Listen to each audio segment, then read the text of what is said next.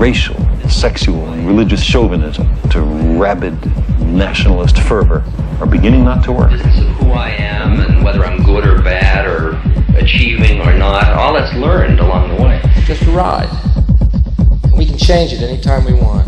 It's only a choice. No effort, no work, no job, no savings of money. I realized that I had the game wrong. That the game was to find out what I already was.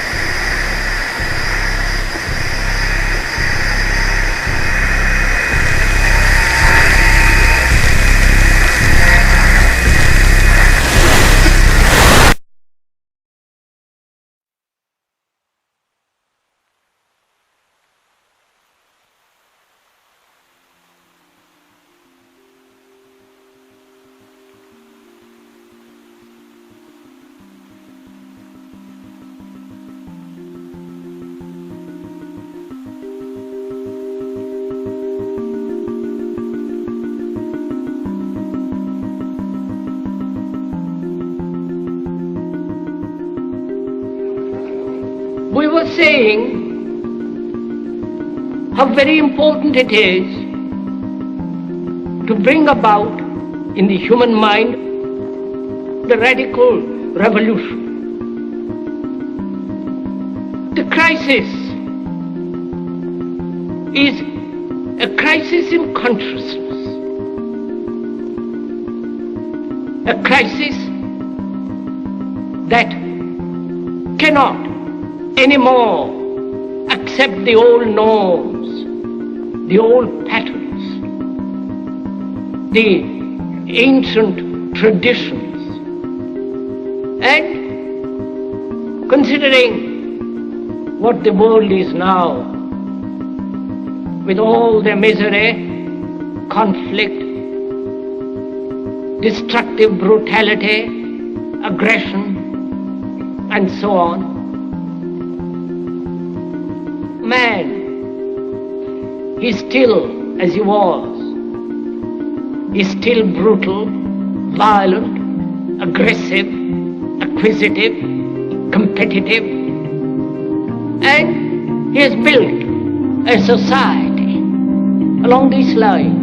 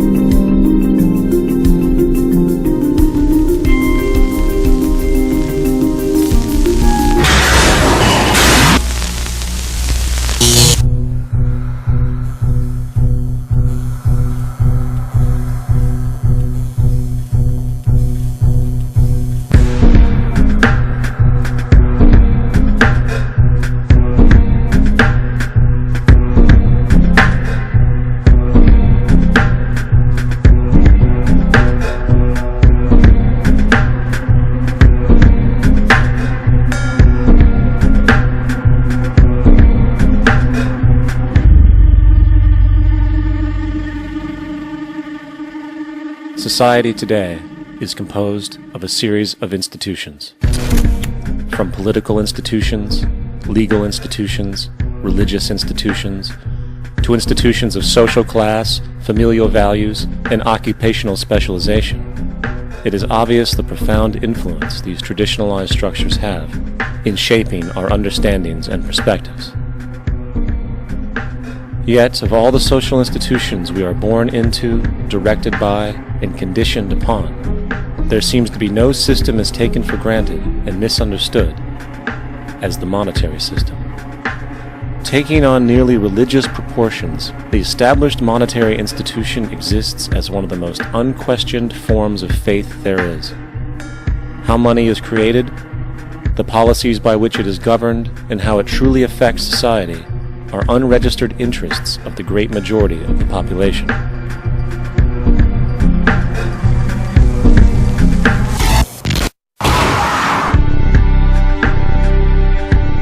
In a world where 1% of the population owns 40% of the planet's wealth, in a world where 34,000 children die every single day from poverty and preventable diseases, and where 50% of the world's population lives on less than $2 a day, one thing is clear: something is very wrong. And whether we are aware of it or not, the lifeblood of all of our established institutions, and thus society itself, is money. Therefore, understanding this institution of monetary policy is critical to understanding why our lives are the way they are. Unfortunately, economics is often viewed with confusion and boredom. Endless streams of financial jargon coupled with intimidating mathematics quickly deters people from attempts at understanding it. However, the fact is, the complexity associated with the financial system is a mere mask, designed to conceal one of the most socially paralyzing structures humanity has ever endured.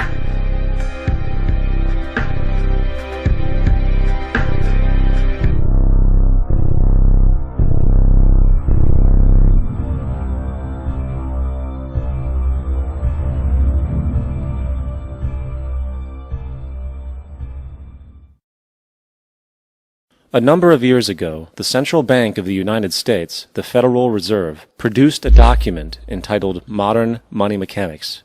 This publication detailed the institutionalized practice of money creation as utilized by the Federal Reserve and the web of global commercial banks it supports. On the opening page, the document states its objective. The purpose of this booklet is to describe the basic process of money creation in a fractional reserve banking system. It then proceeds to describe this fractional reserve process through various banking terminology, a translation of which goes something like this. The United States government decides it needs some money, so it calls up the Federal Reserve and requests, say, $10 billion. The Fed replies, saying, sure, we'll buy $10 billion in government bonds from you. So the government takes some pieces of paper, paints some official-looking designs on them, and calls them treasury bonds. Then it puts a value on these bonds to the sum of $10 billion and sends them over to the Fed. In turn, the people at the Fed draw up a bunch of impressive pieces of paper themselves, only this time calling them Federal Reserve notes, also designating a value of $10 billion to the set.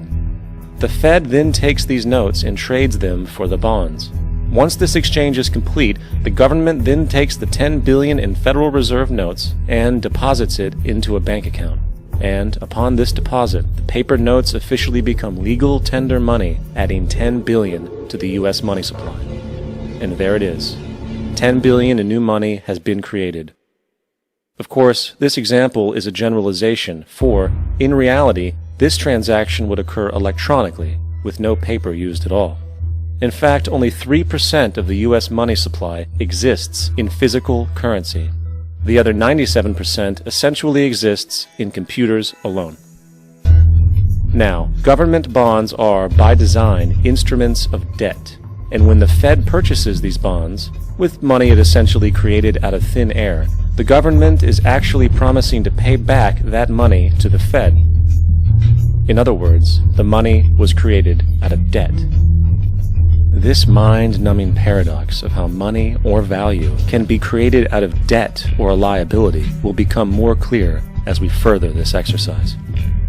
So, the exchange has been made and now $10 billion sits in a commercial bank account. Here's where it gets really interesting. For as based on the fractional reserve practice, that $10 billion deposit instantly becomes part of the bank's reserves, just as all deposits do. And regarding reserve requirements, as stated in modern money mechanics, a bank must maintain legally required reserves equal to a prescribed percentage of its deposits. It then quantifies this by stating, under current regulations, the reserve requirement against most transaction accounts is 10%. This means that with a $10 billion deposit, 10% or $1 billion is held as the required reserve, while the other $9 billion is considered an excessive reserve and can be used as the basis for new loans. Now, it is logical to assume that this $9 billion is literally coming out of the existing $10 billion deposit. However, this is actually not the case. What really happens is that the $9 billion is simply created out of thin air on top of the existing $10 billion deposit. This is how the money supply is expanded. As stated in modern money mechanics, of course they, the banks, do not really pay out loans from the money they receive as deposits. If they did this, no additional money would be created. What they do when they make loans is to accept promissory notes, loan contracts, in exchange for credits, money, to the borrower's transaction accounts. In other words, the $9 billion can be created out of nothing simply because there is a demand for such a loan and that there is a $10 billion deposit to satisfy the reserve requirements. Now, let's assume that somebody walks into this bank and borrows the newly available $9 billion. They will then most likely take that money and deposit it into their own bank account. The process then repeats, for that deposit becomes part of the bank's reserves. 10% is isolated, and in turn 90% of the $9 billion, or $8.1 billion, is now available as newly created money for more loans. And, of course, that 8.1 can be loaned out and redeposited, creating an additional 7.2 billion, to 6.5 billion, to 5.9 billion, etc. This deposit money creation loan cycle can technically go on to infinity. The average mathematical result is that about $90 billion can be created on top of the original $10 billion. In other words, for every deposit that ever occurs in the banking system, about 9 times that amount can be created out of thin air. Money jitters. Ask the obliging Bank of America for a jar of soothing instant money, M-O-N-E-Y, in the form of a convenient personal loan. So, now that we understand how money is created by this fractional reserve banking system, a logical yet elusive question might come to mind. What is actually giving this newly created money value? The answer? The money that already exists. The new money essentially steals value from the existing money supply. For the total pool of money is being increased irrespective to demand for goods and services. And as supply and demand finds equilibrium, prices rise, diminishing the purchasing power of each individual dollar. This is generally referred to as inflation, and inflation is essentially a hidden tax on the public. What is the advice that you generally get? And that is inflate the currency. They don't say debase the currency. They don't say devalue the currency. They don't say cheat the people who are saved. They say lower the interest rates. The real deception is when we distort the value of money. When we create money out of thin air, we have no savings, and yet there's so-called capital. So my question boils down to this: how in the world can we expect to solve the problems of inflation, that is, the increase in the supply of money, with more inflation? Of course, it can't. The fractional reserve system of monetary expansion is inherently inflationary. For the act of expanding the money supply, without there being a proportional expansion of goods and services in the economy, will always debase a currency. In fact, a quick glance at the historical values of the US dollar versus the money supply reflects this point definitively, for the inverse relationship is obvious. $1 in 1913 required $21.60 in 2007 to match value. That is a 96% devaluation since the Federal Reserve came into existence. Now, if this reality of inherent and perpetual inflation seems absurd and economically self-defeating, hold that thought, for absurdity is an understatement in regard to how our financial system really operates. For in our financial system, money is debt, and debt is money. Here is a chart of the U.S. money supply from 1950 to 2006. Here is a chart of the U.S. national debt for the same period. How interesting it is that the trends are virtually the same. For the more money there is, the more debt there is. The more debt there is, the more money there is. To put it a different way, every single dollar in your wallet is owed to somebody by somebody. For remember, The only way the money can come into existence is from loans. Therefore, if everyone in the country were able to pay off all debts, including the government, there would not be $1 in circulation.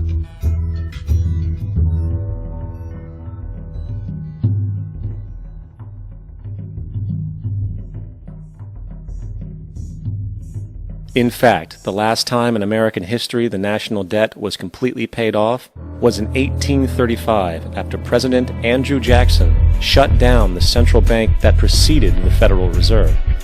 In fact, Jackson's entire political platform essentially revolved around his commitment to shut down the central bank, stating at one point, "The bold efforts the present bank has made to control the government are but premonitions of the fate that awaits the American people should they be deluded into a perpetuation of this institution or the establishment of another like it."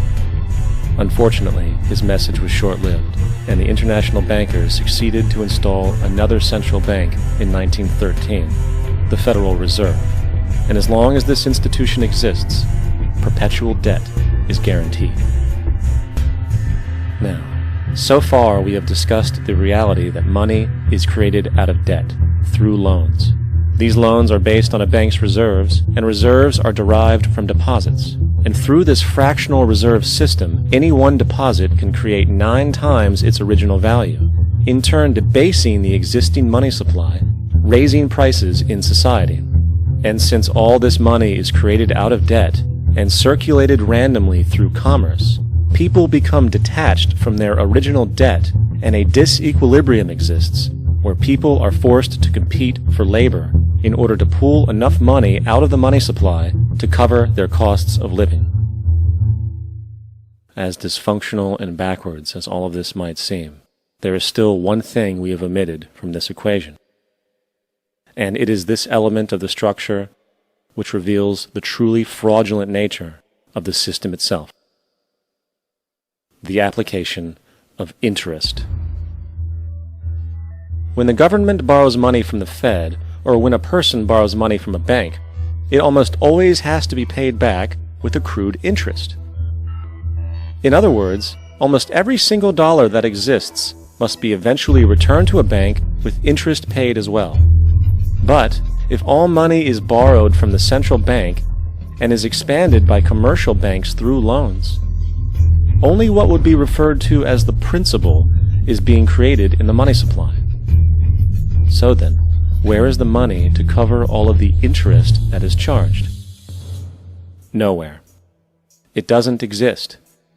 The ramifications of this are staggering, for the amount of money owed back to the banks will always exceed the amount of money that is available in circulation. This is why inflation is a constant in the economy, for new money is always needed to help cover the perpetual deficit built into the system, caused by the need to pay the interest. What this also means is that mathematically, defaults and bankruptcy are literally built into the system, and there will always be poor pockets of society that get the short end of the stick. An analogy would be a game of musical chairs, for once the music stops, somebody is left out to dry. And that's the point. It invariably transfers true wealth from the individual to the banks. For if you are unable to pay for your mortgage, they will take your property. This is particularly enraging when you realize that not only is such a default inevitable due to the fractional reserve practice, but also because of the fact that the money that the bank loaned to you didn't even legally exist in the first place.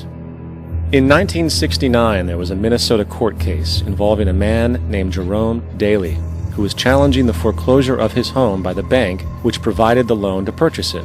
His argument was that the mortgage contract required both parties, being he and the bank, each put up a legitimate form of property for the exchange.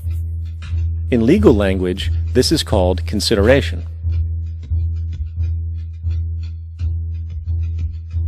Mr. Daly explained that the money was, in fact, not the property of the bank, for it was created out of nothing as soon as the loan agreement was signed. Remember what modern money mechanics stated about loans? What they do when they make loans is to accept promissory notes in exchange for credits. Reserves are unchanged by the loan transactions, but deposit credits constitute new additions to the total deposits of the banking system. In other words, the money doesn't come out of their existing assets. The bank is simply inventing it, putting up nothing of its own, except for a theoretical liability on paper.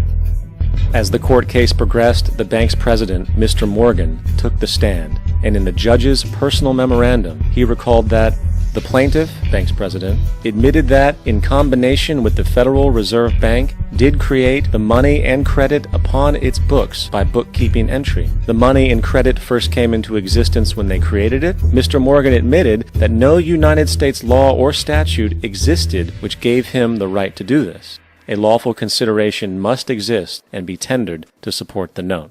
The jury found that there was no lawful consideration, and I agree. He also poetically added, "Only God can create something of value out of nothing." And upon this revelation, the court rejected the bank's claim for foreclosure, and Daly kept his home. The implications of this court decision are immense. For every time you borrow money from a bank, whether it is a mortgage loan or a credit card charge, the money given to you is not only counterfeit, it is an illegitimate form of consideration, and hence voids the contract to repay, for the bank never had the money as property to begin with. Unfortunately, such legal realizations are suppressed and ignored, and the game of perpetual wealth transfer and perpetual debt continues. And this brings us to the ultimate question: why? During the American Civil War, President Lincoln bypassed the high-interest loans offered by the European banks and decided to do what the Founding Fathers advocated, which was to create an independent and inherently debt-free currency. It was called the greenback. Shortly after this measure was taken, an internal document circulated between private British and American banking interests stated, "Slavery is but the owning of labor, and carries with it the care of laborers, while the European plan is that capital shall control labor by controlling wages. This can be done by controlling the money. It will not do to allow the greenback, as we cannot control that." The fractional reserve policy perpetrated by the Federal Reserve, which has spread in practice to the great majority of banks in the world, is, in fact, a system of modern slavery. Think about it. Money is created out of debt. And what do people do when they are in debt? They submit to employment to pay it off. But if money can only be created out of loans, how can society ever be debt-free? It can't. And that's the point. And it is the fear of losing assets coupled with the struggle to keep up with the perpetual debt and inflation inherent in the system, compounded by the inescapable scarcity within the money supply itself, created by the interest that can never be repaid, that keeps the wage slave in line, running on the hamster wheel with millions of others, in effect powering an empire that truly benefits only the elite at the top of the pyramid. For, at the end of the day, who are you really working for? The banks. Money is created in a bank and invariably ends up in a bank. They are the true masters, along with the corporations and governments they support. Physical slavery requires people to be housed and fed. Economic slavery requires people to feed and house themselves.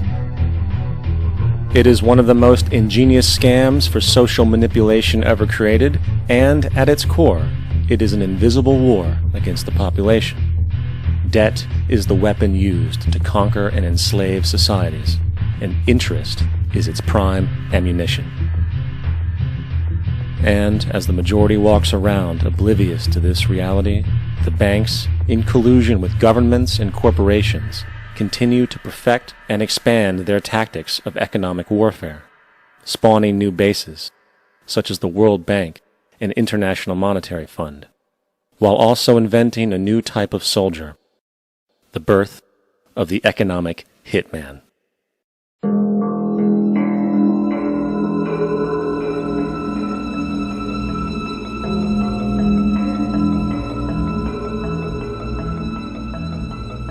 We economic hitmen really have been the ones responsible for creating this first truly global empire.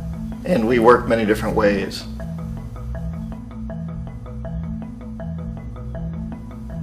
But perhaps the most common is that we will identify a country that has resources our corporations covet, like oil, and then arrange a huge loan to that country from the World Bank or one of its sister organizations. But the money never actually goes to the country. Instead, it goes to our big corporations to build infrastructure projects in that country, power plants, industrial parks, ports, things that benefit a few rich people in that country, in addition to our corporations, but really don't help the majority of the people at all. However, those people, the whole country is left holding a huge debt. It's such a big debt they can't repay it, and that's part of the plan, that they can't repay it. And so at some point, we economic hitmen go back to them and say, listen, you owe us a lot of money, can't pay your debt, so sell your oil real cheap to our oil companies. Allow us to build a military base in your country, or send troops in support of ours to someplace in the world like Iraq, or vote with us on the next UN vote. To have their electric utility company privatized and their water and sewage system privatized and sold to U.S. corporations or other multinational corporations. So there was that whole mushrooming thing, and it's so typical of the way the IMF and the World Bank work, that you put a country in debt, it's such a big debt it can't pay it, and then you offer to refinance that debt and pay even more interest. And you demand this quid pro quo, which you call a conditionality or good governance, which means basically that they've got to sell off their resources, including many of their social services, their utility companies, their school systems sometimes, their penal systems, their insurance systems, to foreign corporations. So it's a double, triple, quadruple whammy. The precedent for economic hitmen really began back in the early 50s when democratically elected Mossadegh, who was elected in Iran, he was considered to be the hope for democracy in the Middle East and around the world. He was Time Magazine's Man of the Year. But one of the things that he'd run on and began to implement was the idea that foreign oil companies needed to pay the Iranian people a lot more for the oil that they were taking out of Iran. The Iranian people should benefit from their own oil. Strange policy. We didn't like that, of course. But we were afraid to do what we normally were doing, which was to send in the military. Instead, we sent in one CIA agent, Kermit Roosevelt, Teddy Roosevelt's relative. And Kermit went in with a few $1 million and was very, very effective and efficient. And in a short amount of time, he managed to get Mossadegh overthrown and brought in the Shah of Iran to replace him, who always was favorable to oil. And it was extremely effective. Mobs overflow Tehran. Army officers shout that Mossadegh has surrendered and his regime as virtual dictator of Iran is ended. Pictures of the Shah are paraded through the streets as sentiment reverses. The Shah is welcomed home. So back here in the United States, in Washington, people looked around and said, wow, that was easy and cheap. So this established a whole new way of manipulating countries, of creating empire. The only problem with Roosevelt was that he was a card-carrying CIA agent, and had he been caught, the ramifications could have been pretty serious. So very quickly at that point, the decision was made to use private consultants to channel the money through the World Bank or the IMF or one of the other such agencies, to bring in people like me who worked for private companies, so that if we got caught, there would be no governmental ramifications.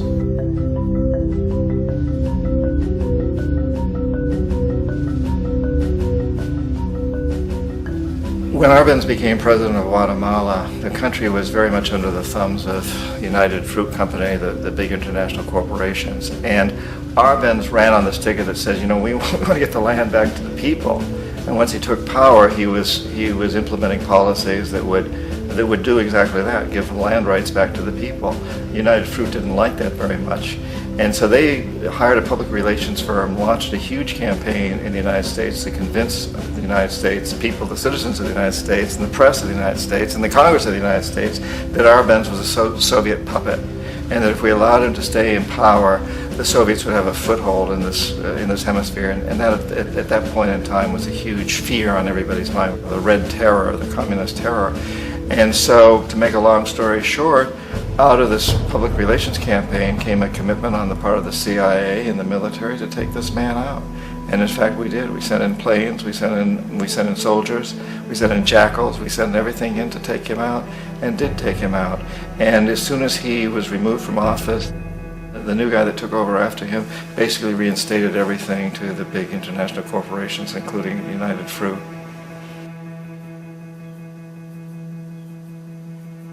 Ecuador for many, many years had been ruled by pro-US dictators, often relatively brutal. Then it was decided that they were going to have a truly democratic election. Jaime Roldos ran for office, and his main goal, he said, as president would be to make sure that Ecuador's resources were used to help the people. And he won, overwhelming, by more votes than anybody had ever won anything in Ecuador. And he began to implement these policies to make sure that the profits from oil went to help the people. Well, we didn't like that in the United States. I was sent down as one of several economic hitmen to change Roldos, to corrupt him, to bring him around, to let him know, okay, you can get very rich, you and your family, if you play our game, but if you continue to try to keep these policies you've promised, you're going to go. He wouldn't listen. He was assassinated. As soon as the plane crashed, the whole area was cordoned off. The only people allowed in were U.S. military from a nearby base and some of the Ecuadorian military. When an investigation was launched, two of the key witnesses died in car accidents before they had a chance to testify. A lot of very, very strange things that went on around the assassination of Jaime Roldos.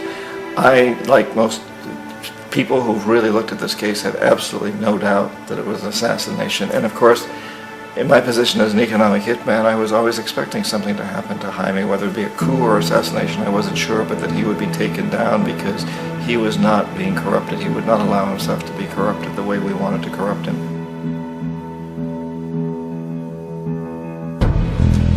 Omar Torrijos, president of Panama, was one of my favorite people. I really, really liked him. He was very charismatic. He was a guy who really wanted to help his country. And when I tried to bribe him or corrupt him, he said, look, John, he called me Juanito. He said, look, Juanito, I don't need the money. What I really need is for my country to be treated fairly. I need for the United States to repay the debts that you owe my people for all the destruction you've done here.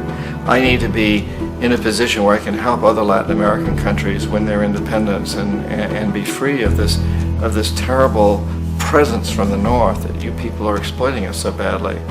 I need to have the Panama Canal back in the hands of the Panamanian people. That's what I want. And so, leave me alone. Don't try to bribe me. It was 1981, and in May, Jaime Roldos was assassinated. And Omar was very aware of this. Torrijos got his family together and he said, I'm probably next, but it's okay because I've done what I came here to do. I've renegotiated the canal. The canal will now be in our hands. He just finished negotiating the treaty with Jimmy Carter. In June of that same year, just a couple of months later, he also went down in an airplane crash, which there's no question was executed by CIA-sponsored jackals. Tremendous amount of evidence that one of Torrijos' security guards handed him at the last moment as he was getting on the plane a tape recorder, a small tape recorder that contained a bomb.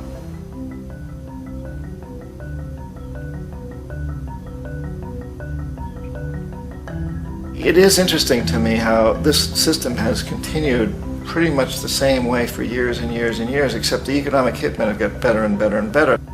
Then we come up with, very recently, what happened in Venezuela. In 1998, Hugo Chavez gets elected president, following a long line of presidents who had been very corrupt and basically destroyed the economy of the country. And Chavez was elected amidst all that. Chavez stood up to the United States, and he's done it primarily demanding that Venezuelan oil be used to help the Venezuelan people. Well, we didn't like that in the United States. So in 2002, a coup was staged, which there's no question in my mind, and most other people's minds, that the CIA was behind that coup.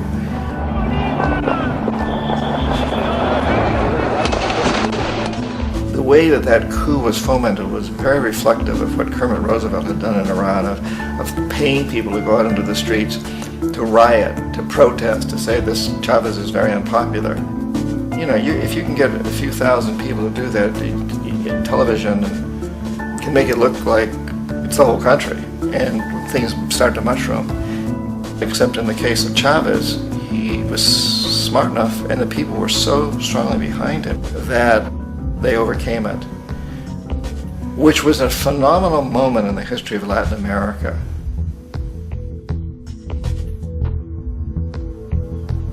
Iraq actually is a perfect example of the way the whole system works. So we economic hitmen are the first line of defense. We go in and we try to corrupt governments and get them to accept these huge loans, which we then use as leverage to basically own them. If we fail, as I failed in Panama with Omar Torrijos and in Ecuador with Jaime Roldos, men who refused to be corrupted, then the second line of defense is we send in the jackals. And the jackals either overthrow governments or they assassinate. And once that happens and a new government comes in, and boy, it's going to toe the line because the new president knows what will happen if he doesn't. In the case of Iraq, both of those things failed. Economic hitmen were not able to get through to Saddam Hussein. We tried very hard. We tried to get him to accept a deal very similar to what the House of Saud had accepted in Saudi Arabia, but he wouldn't accept it. And so the jackals went in to take him out. They couldn't do it. His security was very good. After all, he had one time worked for the CIA. He'd been hired to assassinate a former president of Iraq and failed, but he knew the system. So in '91, we send in the troops and we take out the Iraqi military. So we assume at that point that Saddam Hussein is going to come around. We could have taken him out, of course, at that time, but we didn't want to. He's the kind of strong man we like. He controls his people. We thought he could control the Kurds and keep the Iranians in their border and keep pumping oil for us. And that once we took out his military, now he's going to come around. So the economic hitmen go back in the 90s without success. If they'd had success, he'd still be running the country. We'd be selling him all the fighter jets he wants and everything else he wants. But they couldn't, they didn't have success. The jackals couldn't take him out again, so we sent the military in once again, and this time we did the complete job and took him out, and in the process created for ourselves some very, very lucrative construction deals. We had to reconstruct a country that we'd essentially destroyed, which is a pretty good deal if you own construction companies, big ones. So, you know, Iraq shows the three stages. The economic hitmen failed there, the jackals failed there, and as a final measure, the military goes in. And in that way, we've really created an empire, but we've done it very, very subtly. It's clandestine. All the empires of the past were built on the military, and everybody knew they were building them. So the British knew they were building them, the French, the Germans, the Romans, the Greeks. And they were proud of it, and they always had some excuse like spreading civilization, spreading some religion, something like that. But they knew they were doing it. We don't. The majority of the people in the United States have no idea that we're living off the benefits of a clandestine empire, that today there's more slavery in the world than ever before. And then you have to ask yourself, well, if it's an empire, then who's the emperor? Obviously, our presidents of the United States are not emperors. An emperor is someone who's not elected, doesn't serve a limited term, and doesn't report to anyone, essentially.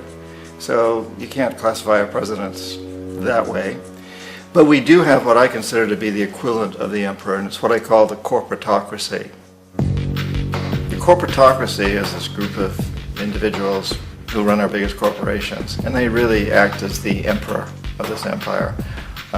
They control our media, either through direct ownership or advertising. They control most of our politicians because they finance their campaigns, either through their corporations or through personal contributions that come out of the corporations. They're not elected, they don't serve a limited term, they don't report to anybody. And at the very top of the corporatocracy, you really can't tell whether a person's working for a private corporation or the government because they're always moving back and forth. So, you know, you've got a guy who one moment is the president of a big construction company like Halliburton, and the next moment he's vice president of the United States, or the president who is in the oil business. And this is true whether you've got Democrats or Republicans in the office. You have them moving back and forth through the revolving door. And in a way, Our government is invisible a lot of the time, and its policies are carried out by our corporations on one level or another. And then again, the policies of the government are basically forged by the corporatocracy and then presented to the government. They become government policy. So it's an incredibly cozy relationship. This isn't a conspiracy theory type of thing. These people don't have to get together and plot to do things. They all basically work under one primary assumption, and that is that they must maximize profits regardless of the social and environmental costs.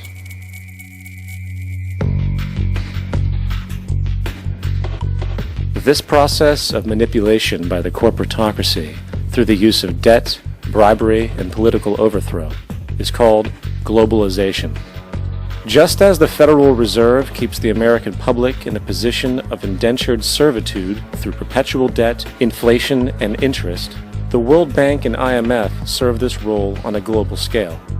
The basic scam is simple.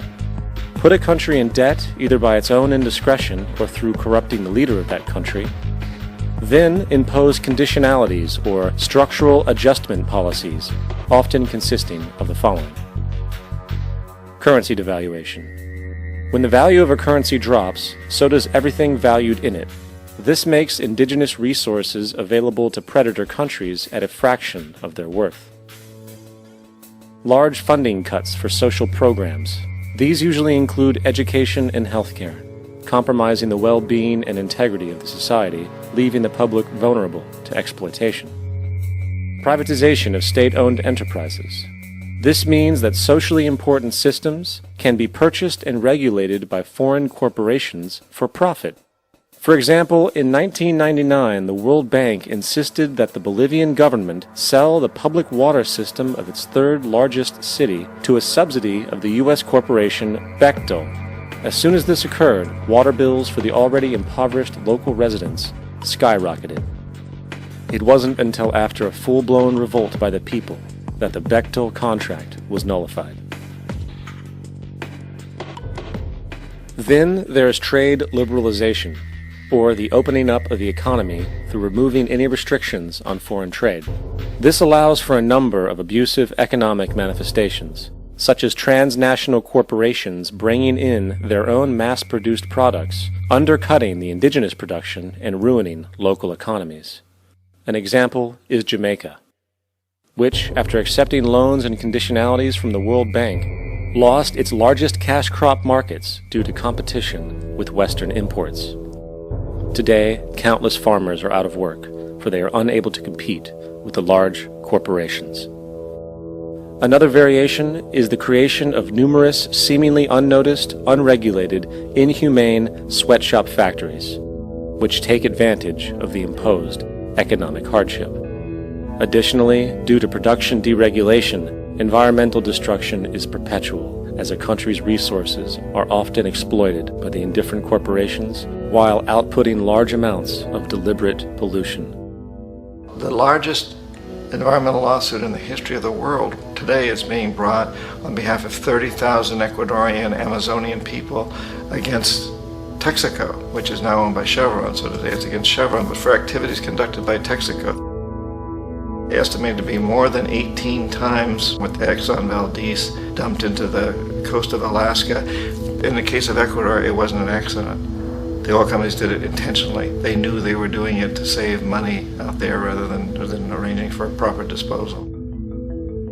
Furthermore, a cursory glance at the performance record of the World Bank reveals that the institution, which publicly claims to help poor countries develop and alleviate poverty, has done nothing but increase poverty and the wealth gap, while corporate profits soar.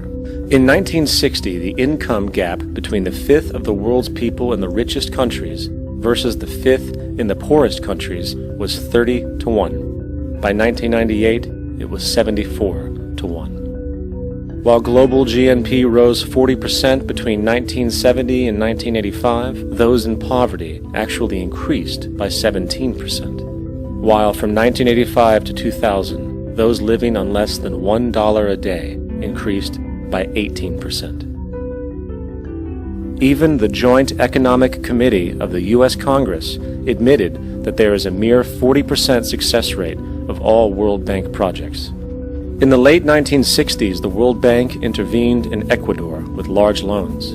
During the next 30 years, poverty grew from 50% to 70%. Under or unemployment grew from 15 to 70%. Public debt increased from 240 million to 16 billion, while the share of resources allocated to the poor went from 20% to 6%. In fact, by the year 2000, 50% of Ecuador's national budget had to be allocated for paying its debts. It is important to understand the World Bank is, in fact, a U.S. bank supporting U.S. interests, for the United States holds veto power over decisions, as it is the largest provider of capital. And where did it get this money? You guessed it. It made it out of thin air through the fractional reserve banking system. Of the world's top 100 economies, as based on annual GDP, 51 are corporations, and 47 of that 51 are U.S.-based. Walmart, General Motors, and Exxon are more economically powerful than Saudi Arabia, Poland, Norway, South Africa, Finland, Indonesia, and many others.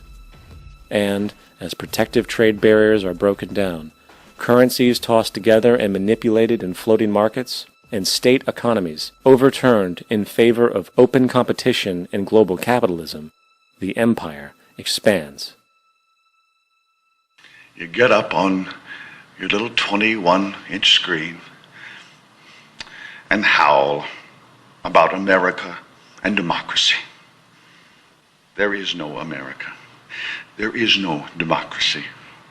There is only IBM and ITT and AT&T and DuPont, Dow, Union Carbide, and Exxon. Those are the nations of the world today. What do you think the Russians talk about in their councils of state? Karl Marx? They get out their linear programming charts, statistical decision theories, minimax solutions, and compute the price-cost probabilities of their transactions and investments, just like we do. We no longer live in a world of nations and ideologies, Mr. Beale. The world is a college of corporations, inexorably determined by the immutable bylaws of business. The world is a business, Mr. Beale.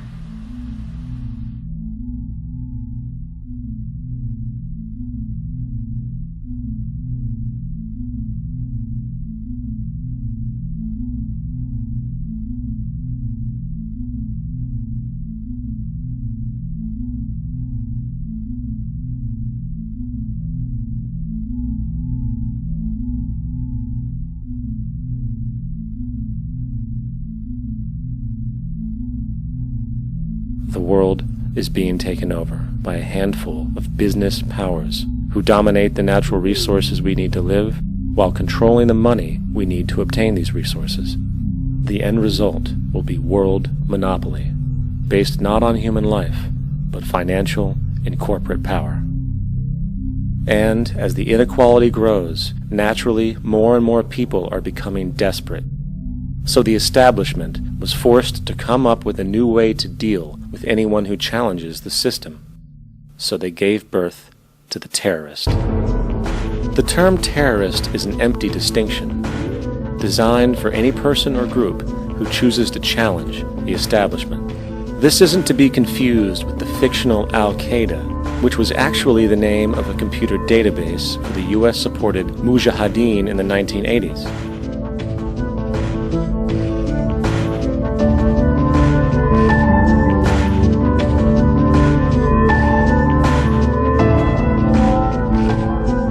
In 2007, the Department of Defense received $161.8 billion for the so-called global war on terrorism. According to the National Counterterrorism Center, in 2004, roughly 2,000 people were killed internationally due to supposed terrorist acts. Of that number, 70 were American. Using this number as a general average, which is extremely generous, it is interesting to note that twice as many people die from peanut allergies a year than from terrorist acts. Concurrently, the leading cause of death in America is coronary heart disease, killing roughly 450,000 each year. And in 2007, the government's allocation of funds for research on this issue was about $3 billion. This means that the U.S. government in 2007 spent 54 times the amount for preventing terrorism than it spent for preventing a disease which kills 6,600 times more people annually than terrorism does.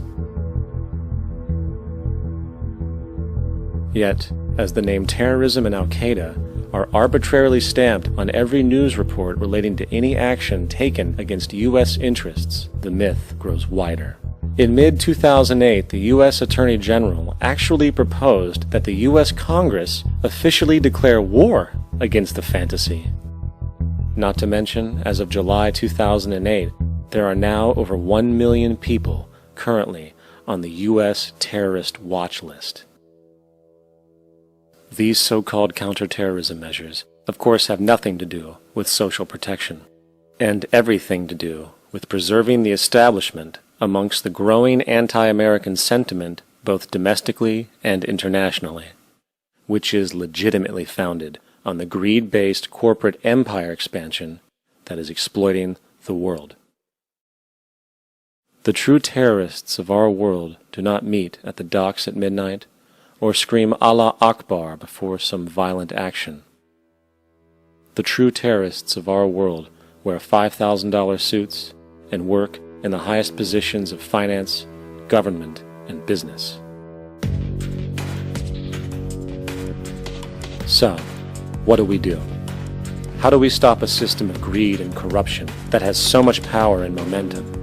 How do we stop this aberrant group behavior which feels no compassion for, say, the millions slaughtered in Iraq and Afghanistan, so the corporatocracy can control energy resources and opium production for Wall Street profit?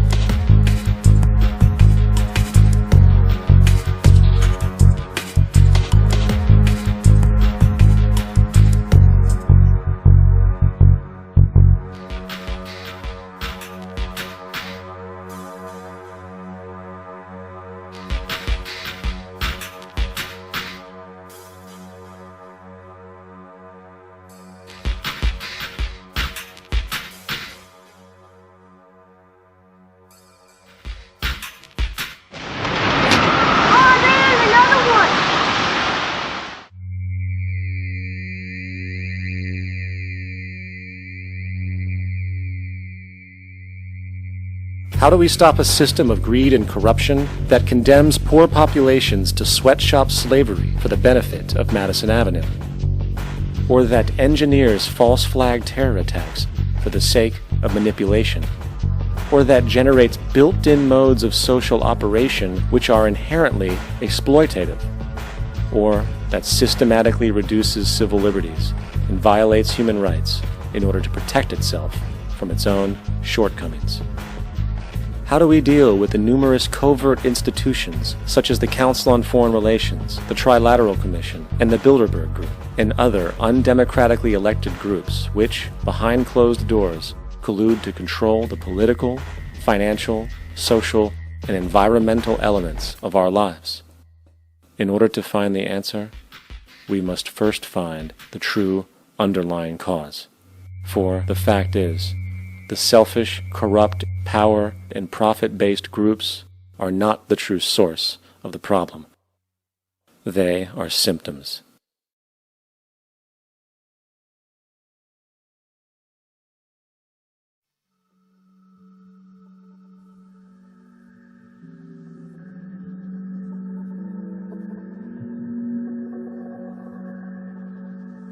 My name is Jock Fresco. I'm an industrial designer and a social engineer. I'm very much interested in society and developing a system that might be sustainable for all people. First of all, the word corruption is a monetary invention. That aberrant behavior that's disruptive to the well-being of people, Well, you're dealing with human behavior. And human behavior appears to be environmentally determined, meaning if you were raised by the Seminole Indians as a baby, never saw anything else, you'd hold that value system. And this goes for nations, it goes for individuals, for families. They try to indoctrinate their children to their particular faith and their country and make them feel like they're part of that. And they build a society which they call established. They establish a workable point of view and tend to perpetuate that, whereas all societies are really emergent, not established. And so they fight new ideas that would interfere with the establishment. Governments try to perpetuate that which keeps them in power. People are not elected to political office to change things. They're put there to keep things the way they are. So you see, the basis of corruption is in our society. Let me make it clear. All nations, then, are basically corrupt because they tend to uphold existing institutions. I don't mean to uphold or downgrade all nations, but communism, socialism, fascism, the free enterprise system, and all other subcultures are the same. They are all basically corrupt. The most fundamental characteristic of our social institutions is the necessity for self-preservation. Whether dealing with a corporation, a religion, or a government, the foremost interest is to preserve the institution itself. For instance, the last thing an oil company would ever want is the utilization of energy that was outside of its control, for it makes that company less relevant to society. Likewise, the Cold War and the collapse of the Soviet Union was, in reality, a way to preserve and perpetuate the established economic and global hegemony of the United States. Similarly, religions condition people to feel guilty for natural inclinations, each claiming to offer the only path to forgiveness and salvation. At the heart of this institutional self-preservation lies the monetary system, for it is money that provides the means for power and survival. Therefore, just as a poor person might be forced to steal in order to survive, it is a natural inclination to do whatever is needed to continue an institution's profitability. This makes it inherently difficult for profit-based institutions to change, for it puts in jeopardy not only the survival of large groups of people, but also the coveted materialistic lifestyles associated with affluence and power.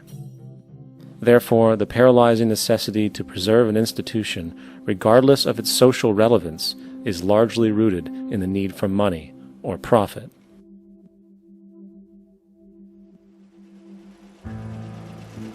What's in it for me is why people think. And so if a man makes money selling a certain product, naturally he's going to fight the existence of another product that may threaten his institution. Therefore, people cannot be fair, and people do not trust each other. A guy will come over to you and say, I got just the house you're looking for. He's a salesman. When a doctor says, I think your kidney has to come out, I don't know if he's trying to pay off a yacht or that my kidney has to come out. It's hard in a monetary system to trust people. If you came into my store and I said, this lamp that I've got is pretty good, but the lamp next door is much better, I wouldn't be in business very long. It wouldn't work. If I were ethical, it wouldn't work. So when you say industry cares for people, that's not true. They can't afford to be ethical. So your system is not designed to serve the well-being of people. If you still don't understand that, there would be no outsourcing of jobs if they cared about people. Industry does not care. They only hire people because it hasn't been automated yet. So don't talk about decency and ethics. We cannot afford it and remain in business. It is important to point out that regardless of the social system, whether fascist, socialist, capitalist, or communist, the underlying mechanism is still money, labor, and competition. Communist China is no less capitalistic than the United States, The only difference is the degree by which the state intervenes in enterprise. The reality is that monetaryism, so to speak, is the true mechanism that guides the interests of all the countries on the planet. The most aggressive and hence dominant variation of this monetaryism is the free enterprise system. The fundamental perspective, as put forth by early free market economists like Adam Smith, is that self-interest in competition leads to social prosperity, as the act of competition creates incentive, which motivates people to persevere. However, what isn't talked about is how a competition-based economy invariably leads to strategic corruption, power and wealth consolidation, social stratification, technological paralysis, labor abuse, and, ultimately, a covert form of government dictatorship by the rich elite. The word corruption is often defined as moral perversion. If a company dumps toxic waste into the ocean to save money, most people recognize this as corrupt behavior. On a more subtle level, when Walmart moves into a small town and forces small businesses to shut down for they are unable to compete, a gray area emerges. For what exactly is Walmart doing wrong? Why should they care about mom-and-pop organizations they destroy? Yet, even more subtly, when a person gets fired from their job because a new machine has been created which can do the work for less money, people tend to just accept that as the way it is, not seeing the inherent, corrupt inhumanity of such an action. Because the fact is, whether it is dumping toxic waste, having a monopoly enterprise, or downsizing the workforce, the motive is the same: profit. They are all different degrees of the same self-preserving mechanism, which always puts the well-being of people second to monetary gain. Therefore, corruption is not some byproduct of monetaryism. It is the very foundation. And while most people acknowledge this tendency on one level or another, the majority remains naive as to the broad ramifications of having such a selfish mechanism as the guiding mentality in society. Internal documents show that after this company positively, absolutely knew that they had a medication that was infected with the AIDS virus, they took the product off the market in the U.S. and then they dumped it in France, Europe, Asia, and Latin America. The U.S. government allowed it to happen. The FDA allowed this to happen. And now the government is completely looking the other way. Thousands of innocent hemophiliacs have died from the AIDS virus. This company knew absolutely that it was infected with AIDS. They dumped it because they wanted to turn this disaster into a profit. So you see, you have built-in corruption. We're all chiseling off each other, and you can't expect decency and that sort of thing.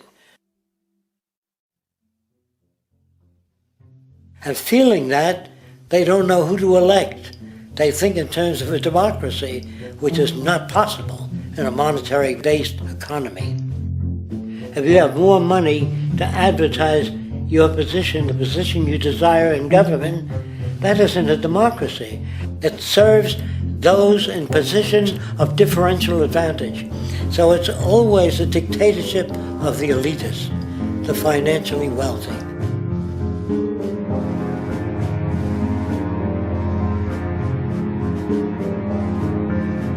It is an interesting observation to note how seemingly unknown personalities magically appear on the scene as presidential candidates. Then, before you know it, somehow you are left to choose from a small group of extremely wealthy people who suspiciously have the same broad social view. Obviously, it's a joke. The people placed on the ballot are done so because they have been pre-decided to be acceptable by the established financial powers who actually run the show. Yet, many who understand this illusion of democracy often think, if only we could just get our honest, ethical politicians in power, then we would be okay. Well, while this idea, of course, seems reasonable in our established-oriented worldview, it is, unfortunately, another fallacy. For when it really comes down to what is actually important, the institution of politics, and thus politicians themselves, have absolutely no true relevance as to what makes our world and society function. It's not politicians that can solve problems. They have no technical capabilities. They don't know how to solve problems. Even if they were sincere, they don't know how to solve problems. It's the technicians that produce the desalination plants. It's the technicians that give you electricity, that give you motor vehicles, that heat your house and cool it in the summertime. It's technology that solves problems, not politics. Politics cannot solve problems because they're not trained to do so. Very few people today stop and consider what it is that actually improves their lives. Is it money? Obviously not.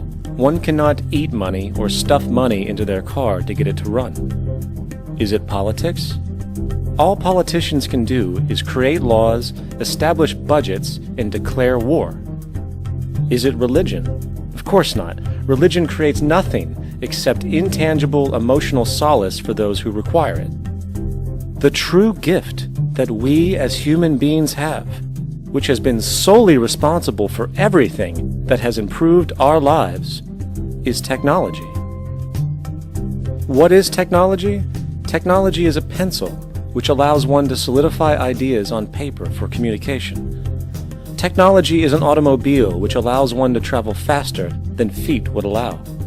Technology is a pair of eyeglasses which enables sight for those who need it. Applied technology itself is merely an extension of human attributes which reduces human effort, freeing humans from a particular chore or problem. Imagine what your life would be like today without a telephone, or an oven, or a computer, or an airplane. Everything in your home which you take for granted, from a doorbell, to a table, to a dishwasher, is technology, generated from the creative, scientific ingenuity of human technicians, not money, politics, or religion. These are false institutions. And writing your congressman is fantastic. They tell you to write your congressman if you want something done. The men in Washington should be at the forefront of technology, the forefront of human studies, the forefront of crime, all the factors that shape human behavior. You don't have to write your congressman. What kind of people are they that are appointed to do that job? The future will have great difficulty. And the question that's raised by politicians is, how much will a project cost? The question is not, how much will it cost? Do we have the resources? And we have the resources today to house everyone, build hospitals all over the world, build schools all over the world, the finest equipment and labs for teaching and doing medical research. So you see, we have all that, but we're in a monetary system. And in the monetary system, there's profit. And what is the fundamental mechanism that drives the profit system besides self-interest? What is it exactly that maintains that competitive edge at its core? Is it high efficiency and sustainability? No, that isn't part of their design. Nothing produced in our profit-based society is even remotely sustainable or efficient.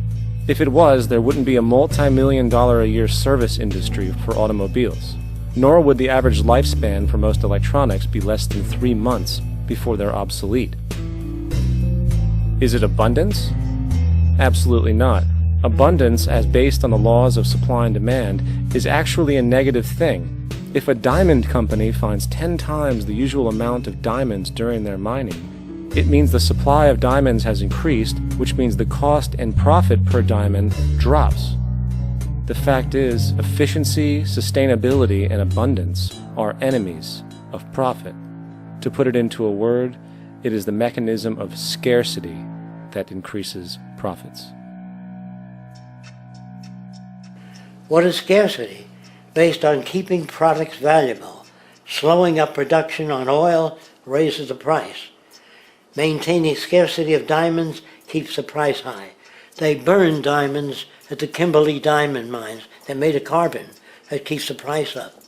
So then, what does it mean for society when scarcity, either produced naturally or through manipulation, is a beneficial condition for industry. It means that sustainability and abundance will never ever occur in a profit system, for it simply goes against the very nature of the structure. Therefore, it is impossible to have a world without war or poverty. It is impossible to continually advance technology to its most efficient and productive states. And, most dramatically, it is impossible to expect human beings to behave in truly ethical or decent ways.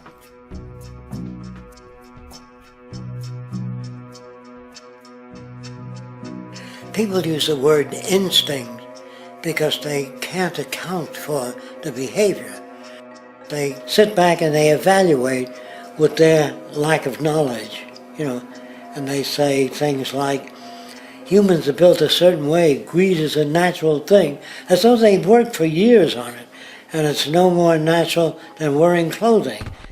What we want to do is to eliminate the causes of the problems, eliminate the processes that produce greed and bigotry and prejudice and people taking advantage of one another and elitism, eliminating the need for prisons and welfare. We have always had these problems because we have always lived within scarcity and barter and monetary systems that produce scarcity. If you eradicate the conditions that generate what you call socially offensive behavior, it does not exist. The guy said, well, isn't that inborn? No, it's not. There is no human nature, there's human behavior, and that's always been changed throughout history. You're not born with bigotry and greed and corruption and hatred. You pick that up within the society. War, poverty, corruption, hunger, misery, human suffering will not change in a monetary system. That is, there'll be very little significant change. It's going to take the redesign of our culture, our values, and it has to be related to the carrying capacity of the earth, not some human opinion or some politician's notions of the way the world ought to be, or some religious notions of the conduct of human affairs. And that's what the Venus Project is about. The society that we're about to talk about is a society that is free of all the old superstitions, incarceration, prisons, police, cruelty, and law. All laws will disappear, and the professions will disappear that are no longer valid, such as stockbrokers, bankers, advertising, gone forever, because it's no longer relevant.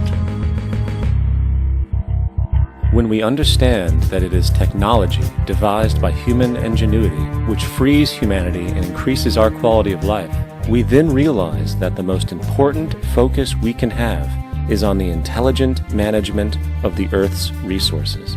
For it is from these natural resources we gain the materials to continue our path of prosperity. Understanding this, we then see that money fundamentally exists as a barrier to these resources, for virtually everything has a financial cost. And why do we need money to obtain these resources? Because of real or assumed scarcity. We don't usually pay for air and tap water because it is in such high abundance, selling it would be pointless. So then, logically speaking, if resources and technologies applicable to creating everything in our societies, such as houses, cities, and transportation, were in high enough abundance, there would be no reason to sell anything. Likewise, if automation and machinery was so technologically advanced as to relieve human beings of labor, there would be no reason to have a job. And with these social aspects taken care of, there would be no reason to have money at all. So the ultimate question remains: do we on Earth have enough resources and technological understanding to create a society of such abundance that everything we have now could be available without a price tag and without the need for submission through employment? Yes, we do. We have the resources and technology to enable this at a minimum. along with the ability to raise the standard of living so high that people in the future will look back at our civilization now and gawk at how primitive and immature our society was. What the Venus Project proposes is an entirely different system that's updated to present-day knowledge. We've never given scientists the problem of how do you design a society which would eliminate boring and monotonous jobs, that would eliminate accidents in transportation, that would enable people to have a high standard of living, that would eliminate poisons in our food, that would give us other sources of energy that are clean and efficient. We can do that out there.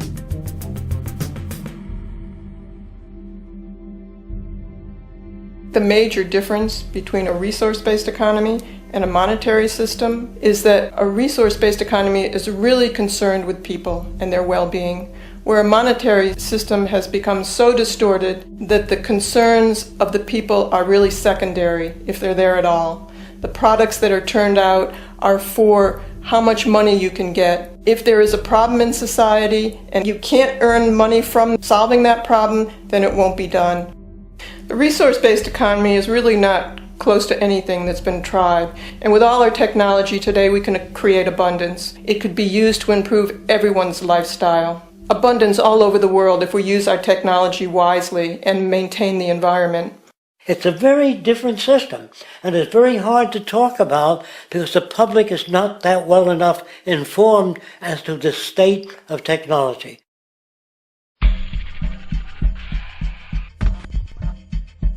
At present, we don't have to burn fossil fuels.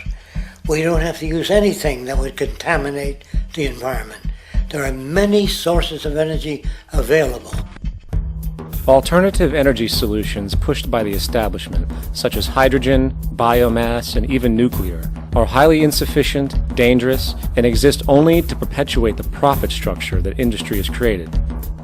When we look beyond the propaganda and self-serving solutions put forth by the energy companies, we find a seemingly endless stream of clean, abundant, and renewable energy for generating power. Solar and wind energy are well known to the public, but the true potential of these mediums remains unexpressed. Solar energy, derived from the sun, has such abundance that 1 hour of light at high noon contains more energy than what the entire world consumes in a year. If we could capture 0.01% of this energy, the world would never have to use oil, gas, or anything else. The question then is not availability, but the technology to harness it. And there are many advanced mediums today which could accomplish just that, if they were not hindered by the need to compete for market share with the established energy power structures. Then there's wind energy. Wind energy has long been denounced as weak, and due to being location-driven, impractical. This is simply not true. The U.S. Department of Energy admitted in 2007 that if wind was fully harvested in just 3 of America's 50 states, it could power the entire nation. And then there are the rather unknown mediums of tidal and wave power. Tidal power is derived from tidal shifts in the ocean. Installing turbines which capture this movement generates energy. In the United Kingdom, 42 sites are currently noted as available, forecasting that 34% of all the UK's energy could come from tidal power alone. Wave power, which extracts energy from the surface motions of the ocean, is estimated to have a global potential of up to 80,000 terawatt-hours a year. This means 50% of the entire planet's energy usage could be produced from this medium alone. Now, it is important to point out that tidal, wave, solar, and wind power requires virtually no preliminary energy to harness, unlike coal, oil, gas, biomass, hydrogen, and all the others. In combination, these 4 mediums alone, if efficiently harnessed through technology, could power the world forever. That being said, there happens to be another form of clean, renewable energy which trumps them all: geothermal power. Geothermal energy utilizes what is called heat mining, which, through a simple process using water, is able to generate massive amounts of clean energy. In 2006, an MIT report on geothermal energy found that 13,000 zettajoules of power are currently available in the Earth, with the possibility of 2,000 zettajoules being easily tappable with improved technology. The total energy consumption of all the countries on the planet is about half of a zettajoule a year. This means about 4,000 years of planetary power could be harnessed in this medium alone. And when we understand that the Earth's heat generation is constantly renewed, this energy is really limitless and could be used forever. These energy sources are only a few of the clean, renewable mediums available, and as time goes on, we will find more. The grand realization is that we have total energy abundance without the need for pollution, traditional conservation, or in fact, a price tag. And what about transportation? The prevailing means of transportation in our societies is by automobile and aircraft, both of which predominantly need fossil fuels to run. In the case of the automobile, the battery technology needed to power an electric car that can go over 100 miles an hour for over 200 miles on one charge exists, and has existed for many years. However, due to battery patents controlled by the oil industry, which limits their availability to maintain market share, coupled with political pressure from the energy industry, the accessibility and affordability of this technology is limited. There is absolutely no reason other than pure, corrupt profit interest that every single vehicle in the world cannot be electric and utterly clean, with zero need for gasoline. As far as airplanes, it is time we realize that this means of travel is inefficient, cumbersome, slow, and causes far too much pollution. This is a maglev train. It uses magnets for propulsion. It is fully suspended by a magnetic field and requires less than 2% of the energy used for plane travel. The train has no wheels, so nothing can wear out. The current maximum speed of versions of this technology, as used in Japan, is 361 miles per hour. However, this version of the technology is very dated. An organization called ET3, which has connections with the Venus Project, has established a tube-based maglev that can travel up to 4,000 miles per hour in a motionless, frictionless tube, which can go over land or underwater. Imagine going from LA to New York for an extended lunch break, or from Washington, D.C. to Beijing, China in 2 hours. This is the future of continental and intercontinental travel, fast, clean, with only a fraction of the energy usage we use today for the same means. In fact, between maglev technology, advanced battery storage, and geothermal energy, there would be no reason to ever burn fossil fuels again. And we can do this now if we were not held back by the paralyzing profit structure. Now, America is inclined toward fascism. It has a propensity by its dominant philosophy and religion to uphold the fascist point of view. American industry is essentially a fascist institution. If you don't understand that, the minute you punch that time clock, you walk into a dictatorship. We're given notions about the respectability of work, and I really look at it as being paid slavery. They're brought up to believe that you shall earn your living by the sweat of your brow. That holds people back, freeing people from drudgery, repetitive jobs which make them ignorant. You rob them. In our society, that is a resource-based economy, machines free people. You see, we can't imagine that because we've never known that kind of world. If we look back at history, we see a very clear pattern of machine automation slowly replacing human labor. From the disappearance of the elevator man to the near full automation of an automobile production plant, the fact is, as technology grows, the need for humans in the workforce will continually be diminished. This creates a serious clash, which proves the falseness of the monetary-based labor system. For human employment is in direct competition with technological development. Therefore, given the fundamental priority of profit by industry, People, through time, will be continually laid off and replaced by machine. When industry takes on a machine, instead of shortening the workday, they downsize. You lose your job. So you have a right to fear machines. In a high-technology, resource-based economy, it is conservative to say that about 90% of all current occupations could be phased out by machines, freeing humans to live their life without servitude, for this is the point of technology itself. And through time, with nanotechnology and other highly advanced forms of science, it is not far-fetched to see how even complex medical procedures could be performed by machines as well, and based on the pattern, with much higher success rates than humans get today. The path is clear, but our monetary-based structure, which requires labor for income, blocks this progress, for humans need jobs in order to survive. The bottom line is that this system must go, or we will never be free, and technology will be constantly paralyzed. We have machines that clean out sewers. It frees a human being from doing that. So look at machines as extensions of human performance. Furthermore, many occupations today will have simply no basis to exist in a resource-based economy, such as anything associated with the management of money, advertising, along with the legal system itself. For without money, a great majority of the crimes that are committed today would never occur.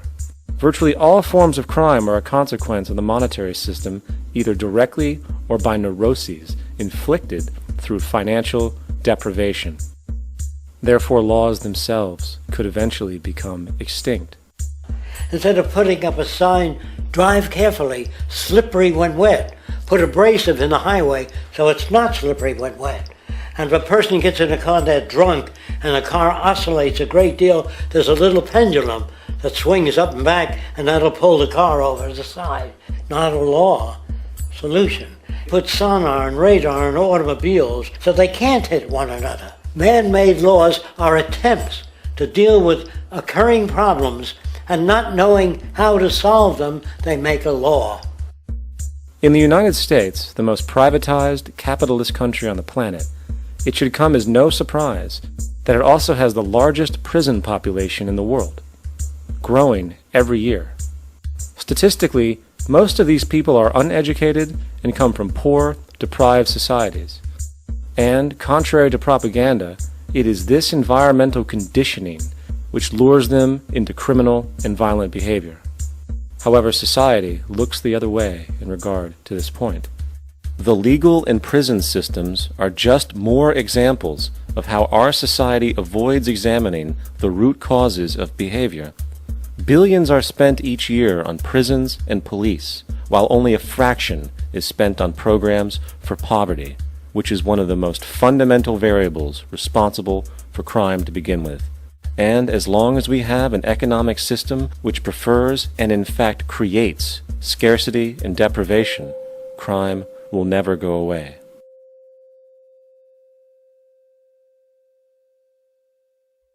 If people have access to the necessities of life without servitude, debt, barter, trade, they behave very differently. You want all these things available without a price tag.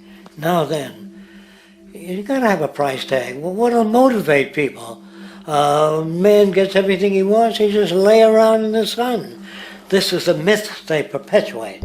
People in our culture are trained to believe that the monetary system produces incentive.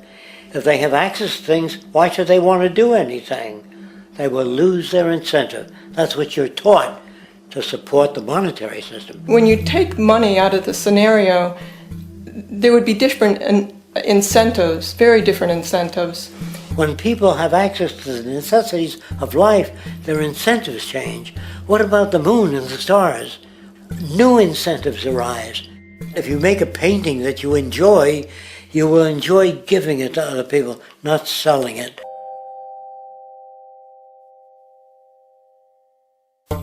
I think most of the education that I've seen today is essentially producing a person for a job. It's very specialized. They're not generalists. People don't know a lot about a lot of different subjects. I don't think you could get people to go to war if they knew a lot about a lot of things. I think education is mostly rote, and they're not taught how to solve problems. They're not given the tools, emotionally or within their own field, of how to do critical thinking. A resource-based economy, the education would be very different. Our society's major concern is mental development and to motivate each person to their highest potential. Because our philosophy is the smarter people are, the richer the world, because everybody becomes a contributor. The smarter your kids are, the better my life will be, because they'll be contributing more constructively to the environment and to my life, because everything that we devise within a resource-based economy would be applied to society. There would be nothing to hold it back. Patriotism, weapons, armies, navies, all that is a sign that we're not civilized yet. Kids will ask their parents, didn't you see the necessity of the machines? Dad, couldn't you see that war was inevitable when you produce scarcity? Isn't it obvious? Of course the kid will understand that you were pinheads, raised merely to serve the established institutions.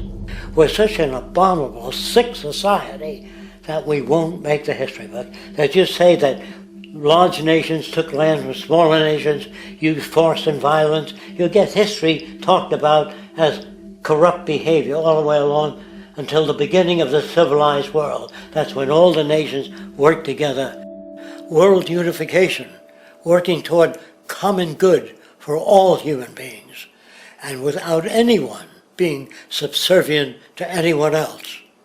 Without social stratification, whether it be technical elitism or any other kind of elitism, eradicated from the face of the earth. The state does nothing because there is no state. Because there is no state.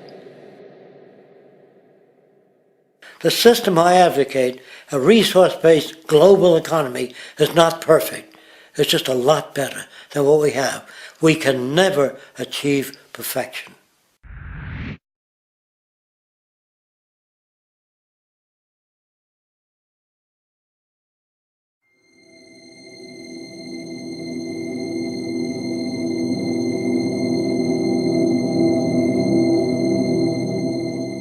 The social values of our society, which has manifested in perpetual warfare, corruption, oppressive laws, social stratification, irrelevant superstitions, environmental destruction, and a despotic, socially indifferent, profit-oriented ruling class, is fundamentally the result of a collective ignorance of two of the most basic insights humans can have about reality: the emergent and symbiotic aspects of natural law.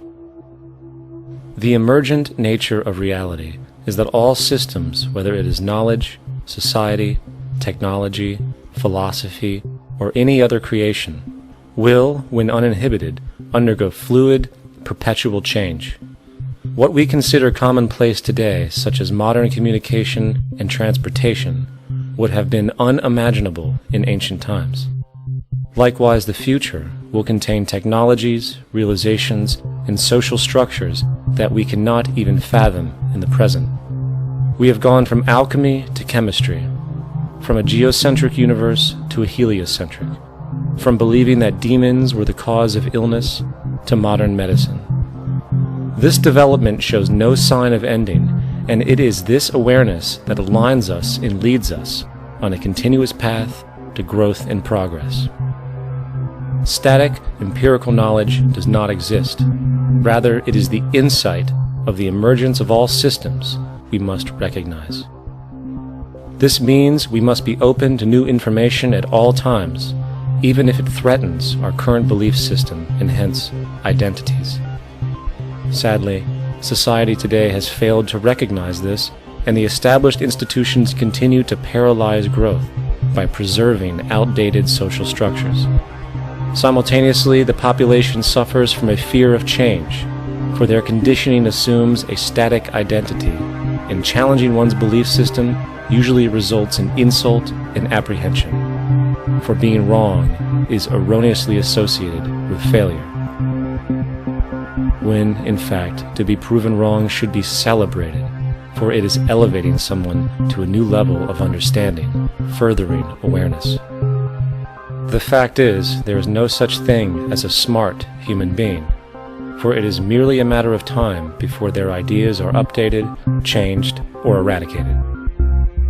And this tendency to blindly hold on to a belief system, sheltering it from new, possibly transforming information, is nothing less than a form of intellectual materialism.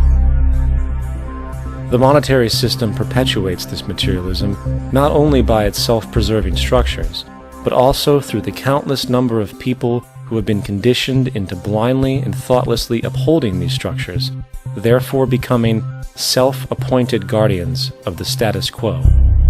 Sheep, which no longer need a sheepdog to control them, for they control each other by ostracizing those who step out of the norm.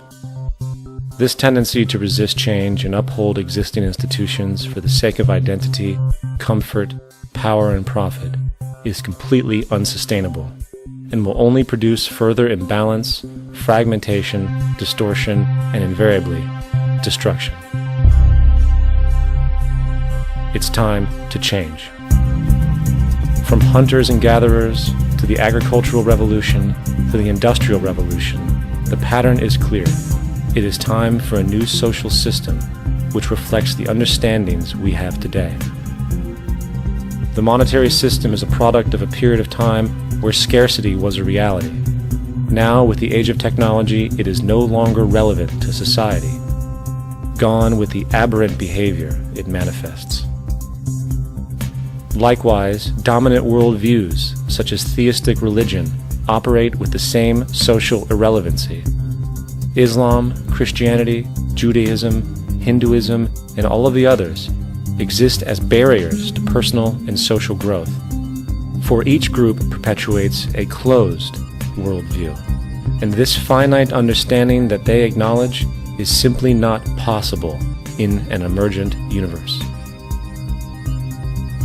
Yet, religion has succeeded in shutting down the awareness of this emergence by instilling the psychological distortion of faith upon its followers, where logic and new information is rejected in favor of traditionalized, outdated beliefs.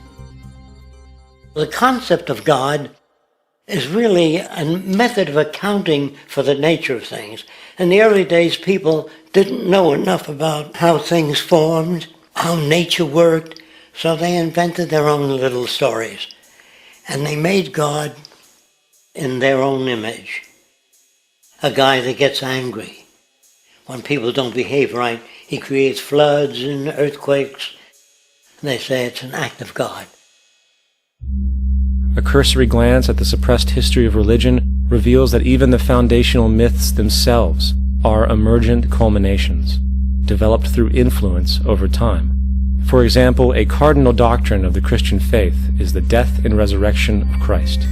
This notion is so important that the Bible itself states, "And if Christ be not risen, then is our preaching vain, and your faith is also vain."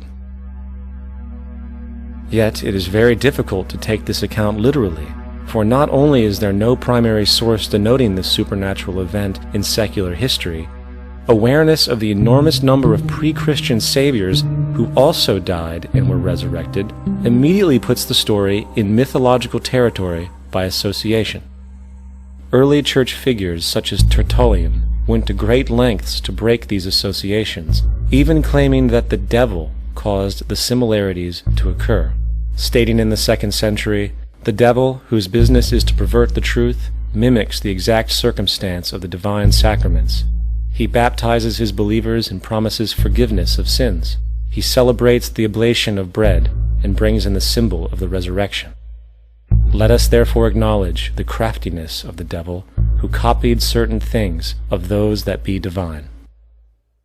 What is truly sad, however, is that when we cease the idea that the stories from Christianity, Judaism, Islam, and all the others are literal history, and accept them for what they really are, which are purely allegorical expressions derived from many faiths, we see that all religions share a common thread, and it is this unifying imperative that needs to be recognized and appreciated.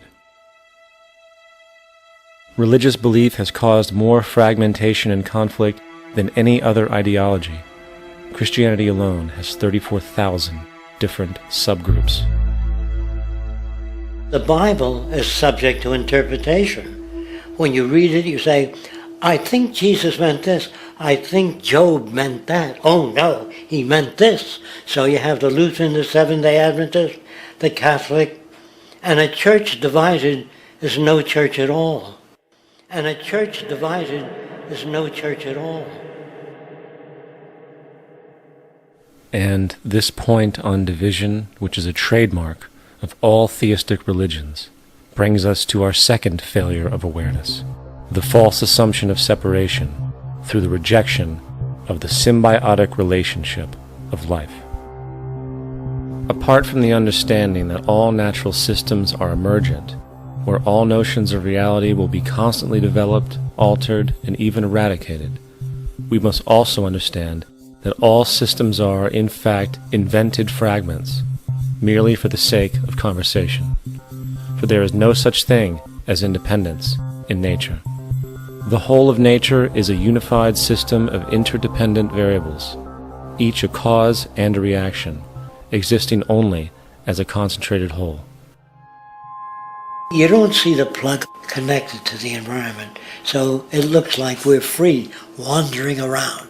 Take the oxygen away, we all die immediately. Take plant life away, we die. And without the sun, all the plants die. So we are connected. We really must take into account the totality. This isn't just a human experience on this planet. This is a total experience. And we know we can't survive without plants and animals. We know we can't survive without the four elements, you know. And so when are we going to really start taking that into account? That's what it is to be successful. Success depends on how well we relate to everything around us. I'm very aware of the fact that my grandson cannot possibly hope to inherit a sustainable, peaceful, stable, socially just world unless every child today growing up in Ethiopia, in Indonesia, in Bolivia, in Palestine, in Israel also has that same expectation. You got to take care of the whole community or you're going to have serious problems. And now we have to see that the whole world is the community. And we must all take care of each other that way. And it's not just a community of human beings. It's a community of plants and animals and elements. And we really need to understand that. That's what's going to bring us joy, too, and pleasure. That's what's missing in our lives right now. We can call it spirituality, but the fact of the matter is, joy comes from that bliss of connectedness. That's our God spirit. That's that side of ourselves that really feels it. And you can feel it deep inside you. It's this amazing, wonderful feeling. And you know it when you get it. You don't get it from money. You get it from connection. Now, if that isn't a hazard to this country, how are we going to keep building nuclear weapons? You know what I mean? What's going to happen to the arms industry when we realize we're all one? It's going to fuck up the economy. The economy that's fake anyway. The economy that's fake anyway. The economy that's fake anyway. The economy that's fake anyway. The economy that's fake anyway. Which would be a real bummer. You can see why the government's cracking down on the idea of experiencing unconditional love.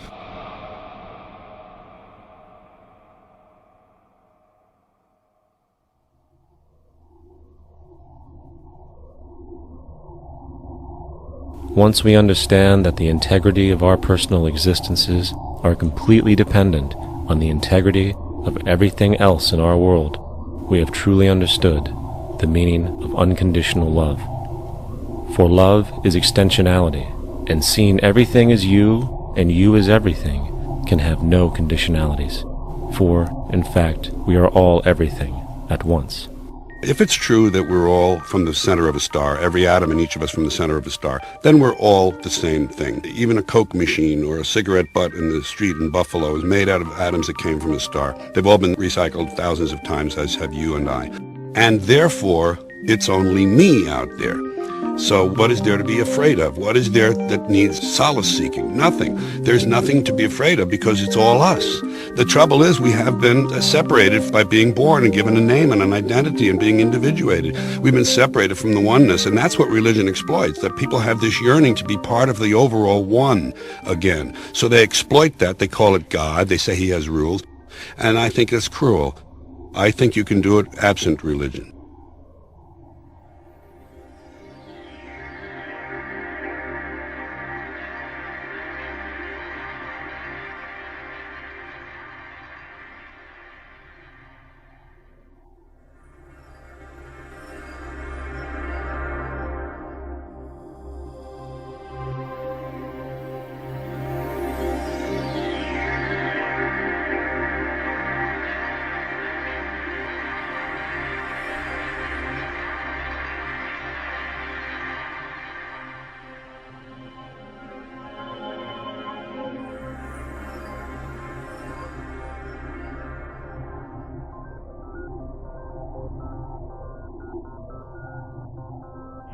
It's time to claim the unity our outmoded social systems have broken apart, and work together to create a sustainable global society where everyone is taken care of and everyone is truly free. Your personal beliefs, whatever they may be, are meaningless when it comes to the necessities of life. Every human being is born naked, needing warmth, food, water, shelter. Everything else is auxiliary. Therefore, the most important issue at hand is the intelligent management of the Earth's resources. This can never be accomplished in a monetary system, for the pursuit of profit is the pursuit of self-interest, and therefore imbalance is inherent. Simultaneously, politicians are useless, for our true problems in life are technical, not political. Furthermore, ideologies that separate humanity, such as religion, need strong reflection in the community in regard to its value, purpose, and social relevancy. Hopefully, through time, religion will lose its materialism and basis in superstition and move into the useful field of philosophy. The fact is, society today is backwards, with politicians constantly talking about protection and security rather than creation, unity, and progress. The U.S. alone now spends about $500 billion annually on defense. That is enough to send every high school senior in America to a 4-year college. In the 1940s, the Manhattan Project produced the first true weapon of mass destruction. This program employed 130,000 people at an extreme financial cost. Imagine what our life would be like today if that group of scientists, instead of working on a way of killing people, worked on a way to create a self-sustaining, abundant world. Life today would be very, very different if that was their goal.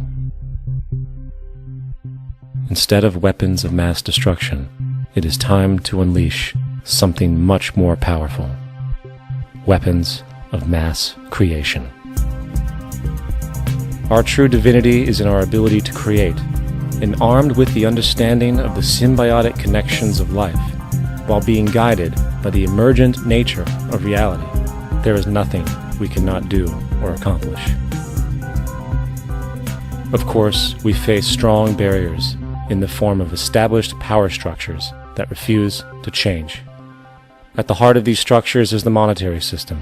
As explained earlier, the fractional reserve policy is a form of slavery through debt, where it is literally impossible for society to be free. In turn, free market capitalism in the form of free trade uses debt to imprison the world and manipulate countries into subservience to a handful of large business and political powers. Apart from these obvious amoralities, the system itself is based on competition, which immediately destroys the possibility of large-scale collaborations for the common good, hence paralyzing any attempt at true global sustainability. These financial and corporate structures are now obsolete, and they must be outgrown. Of course, we cannot be naive enough to think that the business and financial elite are going to subscribe to this idea, for they will lose power and control.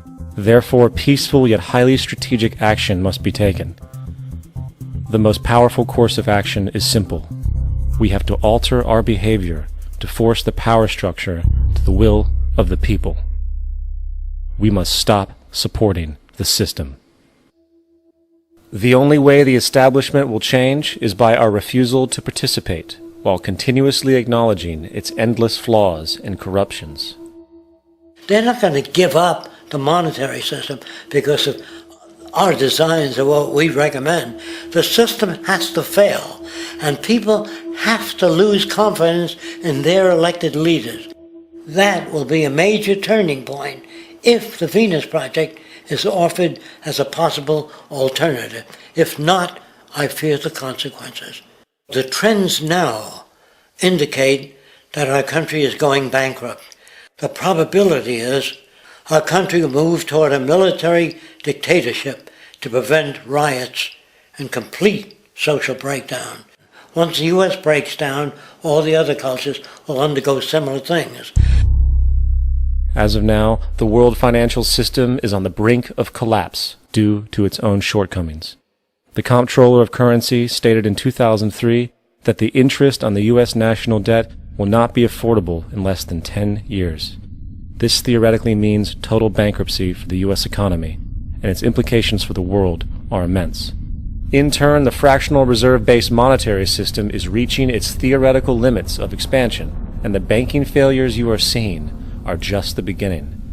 This is why inflation is skyrocketing, all debt is at record levels, and the government and Fed are hemorrhaging new money to bail out the corrupt system. For the only way to keep the banks going is by making more money. The only way to make more money is to create more debt and inflation. It is simply a matter of time before the tables turn, and there is no one willing to take new loans, while defaults grow, as people are unable to afford their current loans. Then the expansion of money will stop, and contraction will begin on a scale never before seen, ending a century-long pyramid scheme. This has already begun. Therefore, we need to expose this financial failure for what it is, using this weakness to our advantage. Here are some suggestions. Expose the banking fraud. Citibank, JP Morgan Chase, and Bank of America are the most powerful controllers within the corrupt Federal Reserve System. It's time to boycott these institutions. If you have a bank account or a credit card with any of them, move your money to another bank. If you have a mortgage, refinance with another bank. If you own their stock, sell it. If you work for them, quit. This gesture will express contempt for the true powers behind the private banking cartel known as the Federal Reserve, and create awareness about the fraud of the banking system itself. 2. Turn off the TV news. Visit the emerging independent news agencies on the internet for your information. CNN, NBC, ABC, Fox, and all the others present all news pre-filtered to maintain the status quo. With 4 corporations owning all major media outlets, objective information is impossible. This is the true beauty of the internet, and the establishment has been losing control because of this free flow of information. We must protect the internet at all times, as it is truly our savior right now. 3. Don't ever allow yourself, your family, or anyone you know to ever join the military. This is an obsolete institution now used exclusively for maintaining an establishment that is no longer relevant. U.S. soldiers in Iraq work for U.S. corporations, not the people. Propaganda forces us to believe that war is natural and the military is an honorable institution. Well, if war is natural, why are there 18 suicides every single day by American veterans who have post-traumatic stress disorder? If our military men and women are so honored, why is it that 25% of the American homeless population are veterans? 4. Stop supporting the energy companies. If you live in a detached house, get off the grid. Investigate every means of making your home self-sustainable with clean energy. Solar, wind, and other renewable energies are now affordable consumer realities, and considering the never-ending rising cost of traditional energies, it will likely be a cheaper investment over time. If you drive, get the smallest car you can, and consider using one of the many conversion technologies that can enable your car to be a hybrid, electric, or run on anything other than establishment fuels. 5. Reject the political system. The illusion of democracy is an insult to our intelligence. In a monetary system, there is no such thing as a true democracy, and there never was. We have two political parties owned by the same set of corporate lobbyists. They are placed in their positions by the corporations, with popularity artificially projected by their media. In a system of inherent corruption, the change of personnel every couple of years has very little relevance. Instead of pretending that the political game has any true meaning, focus your energy on how to transcend this failed system. And 6. Join the movement. Go to the zeitgeistmovement.com and help us create the largest mass movement for social change the world has ever seen. We must mobilize and educate everyone about the inherent corruption of our current world system, along with the only true sustainable solution, declaring all the natural resources on the planet as common heritage to all people, while informing everyone as to the true state of technology and how we can all be free if the world works together rather than fights. The choice lies with you. You can continue to be a slave to the financial system and watch the continuous wars, depressions, and injustice across the globe while placating yourself with vain entertainment and materialistic garbage. Or you can focus your energy on true, meaningful, lasting, holistic change, which actually has the realistic ability to support and free all humans with no one left behind. But, in the end, the most relevant change must occur first inside of you.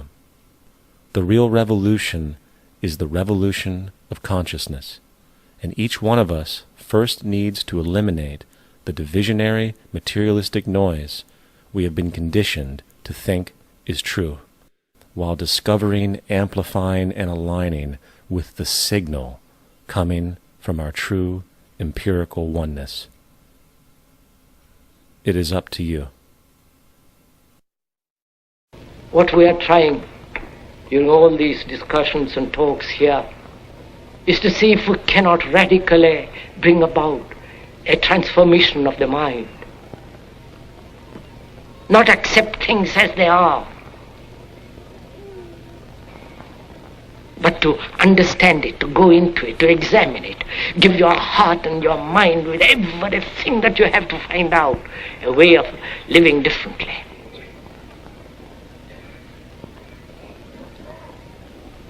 But that depends on you and not somebody else. Because in this there is no teacher, no pupil, there is no leader, there is no guru, there is no master, no savior. You yourself are the teacher and the pupil, you are the master, you are the guru, you are the leader. You are everything. And to understand is to transform what is.